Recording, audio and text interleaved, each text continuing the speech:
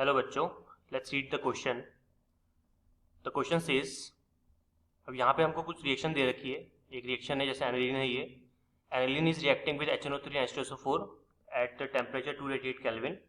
और एक तो हमको इसमें मिल रहा है पैरा प्रोडक्ट, हमको मिल रहा है मेटा प्रोडक्ट और हमको मिल रहा है ortho product. Question is saying correct statement about the given chemical reaction is.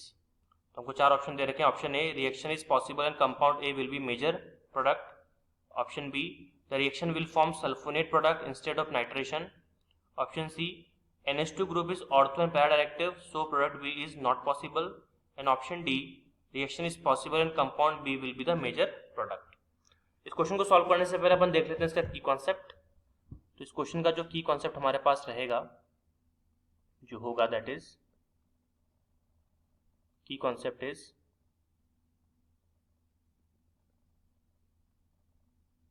Nitration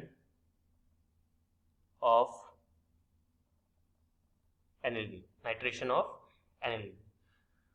चलिए देखते हैं इस क्वेश्चन को सॉल्व करने के लिए हम एक बार नाइट्रेशन ऑफ एनिलीन समझ लेते हैं, फिर देखते हैं इस क्वेश्चन को हम सॉल्व कर पाते हैं कि नहीं कर पाते हैं। तो ओके, स्टार्ट करते हैं। तो सबसे पहले अगर हम नाइट्रेशन की बात करें, नाइट्रेशन ऑफ एनिलीन की अगर बात करें,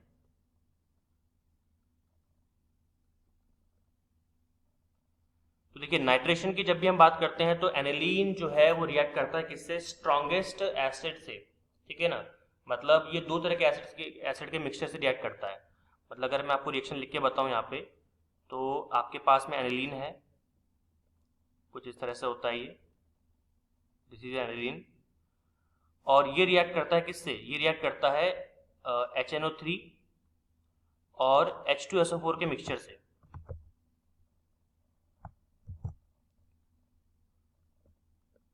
HNO3 और H2SO4 के मिक्सचर से। और आपको मजे की बात मैं आपको बताऊं कि HNO3 H2SO4 दोनों ही कॉन्सेंट्रेट फॉर्म में रहते हैं यहाँ पे, बिल्कुल कॉन्सेंट्रेट फॉर्म के अंदर। तो मतलब बहुत ही ज्यादा हाईली एसिडिक मीडियम के अंदर जब आपका एनिलीन रिएक्ट करता है, इनसे इन दोनों के साथ में इंटरेक्ट करता है, तब आपको दो तरह के कंपाउंड बनते हैं। सबसे पहला कंपाउंड आपको मिलता है, काम करते उसको वही बनाते हैं वरना आप कंफ्यूज हो जाओगे। एक कंपाउंड तो आपको क्या मिलता है, दैट इज NH2, और यहाँ पे आ जाता है आपका NO2 ग्रुप। तो ये बन जाता है आपका ऑर्थो नाइट्रो एनिलीन। ठीक है, और ये बनता है आपका 2%। ठीक है, दूसरा कंपाउंड बनता है इसके अंदर आपका, ये बेंजीन हो गया। यहाँ पे आपके पास NH2 है ही, इसकी पैरा पोजिशन भी जुड़ जाता है आपका NO2, और ये इसको हम कहते हैं पैरा नाइट्रो एनिलीन, और ये बनता है आपका 51%। ठीक है, ये चीज हमने सीख ली। अब यहाँ पे कुछ स्टूडेंट को डाउट रहता है कि ये NO2 कहाँ से आया, इन दोनों के मिक्सचर में से ये NO2 कहाँ से आया। तो पहले अपन वो भी समझ लेते हैं साथ के साथ ही, ताकि सारी चीज एक बार में क्लियर हो जाए। देखिए यहाँ पे अगर हम बात करें तो आपके पास में HNO3 है, तो HNO3 का मतलब हो गया कि आपके पास में जो स्ट्रक्चर बनेगा वो कुछ इस तरह से बनेगा, दैट इज नाइट्रोजन OH, ठीक है, डबल बॉन्ड O और यहाँ पे O। ठीक है, अब ऑब्वियस सी बात है कि आपने नाइट्रिक एसिड के साथ में H2SO4 भी लिया है, तो H2SO4 क्या देगा? H+ देगा। इस H+ पर, इस H+ को इलेक्ट्रॉन चाहिए, तो इलेक्ट्रॉन कौन दे देगा? OH, इलेक्ट्रॉन दिया। इलेक्ट्रॉन देने की वजह से अब कंपाउंड कैसा मिलेगा आपको, that is double bond O, यहाँ पे O, OH, और यहाँ पे आ जाएगा आपका H और पॉजिटिव चार्ज। अब आप देख सकते हो, मतलब मैं अगर इसको इस तरह से बनाऊं तो ज्यादा बेटर रहेगा। ऑक्सीजन के साथ में एक हाइड्रोजन पहले से था, एक और आके जुड़ गया। अब देखिए ये आपका बन गया एक बहुत ही अच्छा लिविंग ग्रुप H2O, और लिविंग ग्रुप होने की वजह से क्या होता है, ये H2O बन के बाहर निकल जाता है, और आपको क्या मिलता है? आपको मिलता है इलेक्ट्रोफाइल, दैट इज NO2+। और यही इलेक्ट्रोफाइल क्या कर रहा है? अटैक कर रहा है किस पर? बेंजीन पर, क्योंकि बेंजीन हमेशा कौन सी रिएक्शन देते हैं? इलेक्ट्रोफिलिक सब्स्टिट्यूशन रिएक्शन देते हैं। इलेक्ट्रोफिलिक सब्स्टिट्यूशन, इलेक्ट्रोफिलिक एडिशन, ऐसी रिएक्शन देते हैं। ठीक है, तो इलेक्ट्रोफाइल अटैक करता है उसमें, क्योंकि बेंजीन पे आप जानते हो इलेक्ट्रॉन रिचनेस है। ओके, तो इस तरह से NO2 ऑर्थो मेटा पैरा पे, ऑर्थो और पैरा पे आ गया। लेकिन अगर हम क्वेश्चन को ध्यान से देखें तो हमको यहाँ पे मेटा प्रोडक्ट भी मिल रहा है। तो क्या मेटा प्रोडक्ट मिलता है? चेक कर लेते हैं। देखिए, अब मेटा का राज जानने के लिए हमको थोड़ा सा इसको ओपन करना पड़ेगा, सारे सीक्रेट्स खोलने पड़ेंगे इसके। कैसे? देखिए, आपके पास में क्या है, आपके पास में एनिलीन है, नो डाउट, जिसके पास में एक लोन पेयर भी होगा। अब यहाँ पे आपने लिया है हाईली एसिडिक मीडियम। आपने क्या लिया है? हाईली एसिडिक मीडियम, मतलब HNO3 और H2SO4 का मिक्सचर आपने लिया है, ठीक है। तो मीडियम कैसा हो गया? High acidic medium. अब मुझे एक बात बताइए, जब आपके पास मीडियम हाईली एसिडिक है तो क्या उसके अंदर H+ नहीं आएंगे? ऑब्वियसली बात है भाई, हाईली एसिडिक मीडियम है तो H+ तो होंगे, तो वो H+ इस एनिलीन पर सीधा अटैक कर देता है। मतलब आप ये कह सकते हो, अटैक तो नहीं बोल सकते, आप ये कह सकते हो कि acidic medium, highly acidic medium के अंदर जो आपका H+ है ना, वो इस NH2 के लोन पेयर को की डिमांड करते हैं और नाइट्रोजन अपना लोन पेयर फ्री होने की वजह से उनको दे देता है।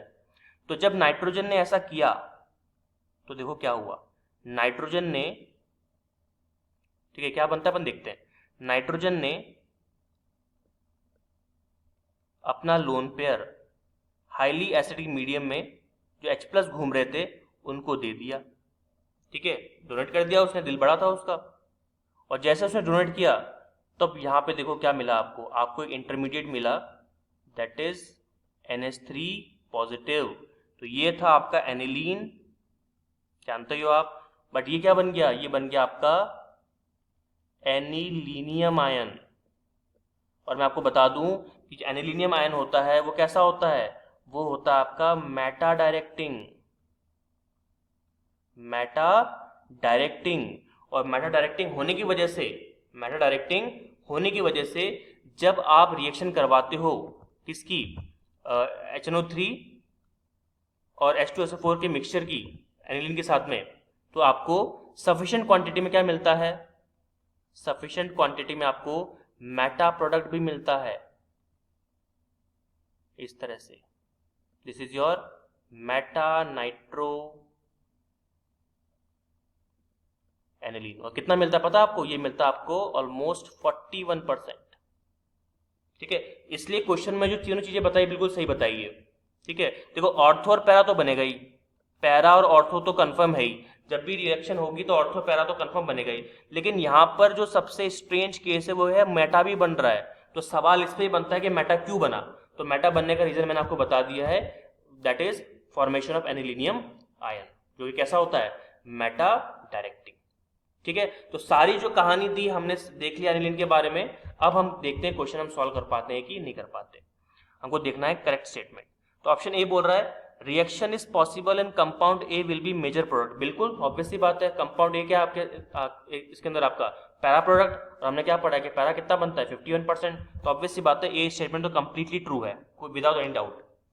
ऑप्शन बी देखते हैं, the reaction will form sulphonate product instead of nitration. नहीं, सल्फोनेट नहीं बनता है। सल्फोनेट प्रोडक्ट केवल एक ही केस में बनेगा, वो तब है जब आप एनिलीन की रिएक्शन करवाओगे ओलियम के साथ में। ओलियम आप जानते हो क्या होता है? ये होता है आपका गैसियस H2SO4। लेकिन हमने क्या यूज किया है? हमने यूज किया है mixture of HNO3 and H2SO4। तो ये ऑप्शन क्या हो गया आपका? Completely wrong. ऑप्शन सी देखते हैं, NH2 group is ortho and para directive, so product B is not possible. नहीं, product B is possible due to the formation of anilinium ion because our medium is highly acidic. इसलिए क्या हो गया आपका? Option C भी wrong हो गया। Option D, reaction is possible and compound B will be the major product. बिल्कुल नहीं, compound B is the second largest या फिर सेकेंड मेजर प्रोडक्ट, बिकॉज ये बनता है 41%, जबकि जो आपका पैरा वाला वो कितना बना? 51%, ठीक है। तो ये ऑप्शन भी क्या हो गया? रॉन्ग हो गया। इट मीन्स क्या हमारा ऑप्शन ए है? यस, हमारा जो फाइनल आंसर है that will be A. Okay, I hope you understood it well. All the very best.